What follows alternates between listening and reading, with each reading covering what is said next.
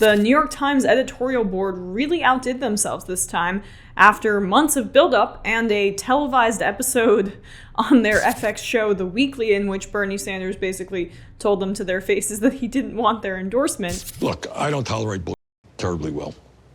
And I come from a different background than a lot of other people who run the country. I'm not good at backslapping. I'm not good at pleasantries. If you have your birthday, I'm not going to call you up to congratulate you so you love me and you write nice things about me. That's not what I do. Never have. And I take that as a little bit of a criticism, self-criticism. I've been amazed at how many people respond to, "Happy birthday. Oh, Bernie, thanks so much for calling." It works. It's just not my style. Oh, I just love that so much. He's just telling them he's not going to suck up to them. And the end result was predictable. Bernie wasn't even seriously considered for their endorsement. What were the top four there?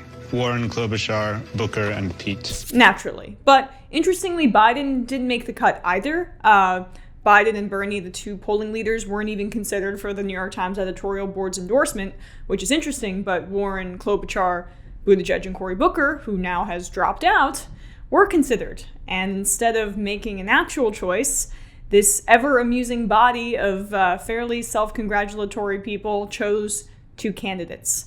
A dual endorsement, Elizabeth Warren and Amy Klobuchar, because here's how Slate's Ashley Feinberg, who's a really good reporter, described it. After weeks of buildup, a slow trickle of candidate Q&A transcripts, and no less than 4 separate New York Times pieces about the process of a Times endorsement itself, we finally have an answer to the question the paper of record desperately wants to be on everyone's mind. Who is the New York Times endorsing in the 2020 Democratic primary? More on her great takes on that situation in a second, but what did the Times even say? What was their reasoning? Because just so you know, it makes zero sense.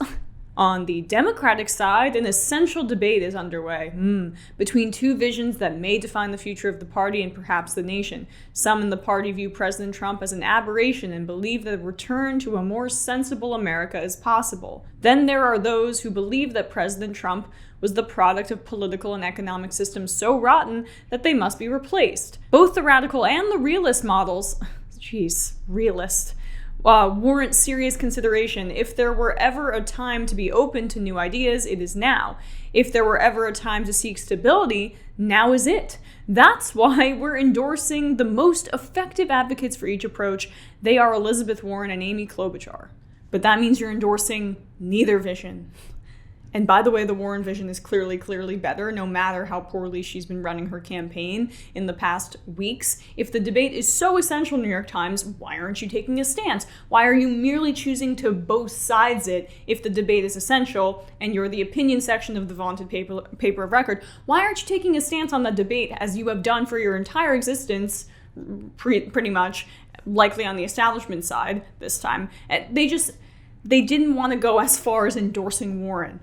And cynically, they might have just picked the two female candidates because Yas Queen. And perhaps even more cynically than that, Ashley Feinberg again provides some scathing analysis. As much as the rollout of the very special episode has been about the Democratic primary, it has also very much been about the New York Times and the role of the New York Times in the Democratic primary. And in this state of hyper self-awareness and inflated ego, the Times has done what the Times does best.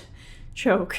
The indecisiveness might have felt less grating if the Times hadn't put so much effort into turning the endorsement into a spectacle in its own right. The promised inside look at how the Times made one of its most ostensibly important decisions of the year turned out to mean viewers spent an hour watching the paper crumble under the weight of its own self-importance. But hey, at least the ratings were probably good. Couldn't have said it better myself. The paper of record says they're above attention-seeking grabs like this, but much like any entrenched institution, it has become infected with self-importance, pro-status quo groupthink. This move was bizarre.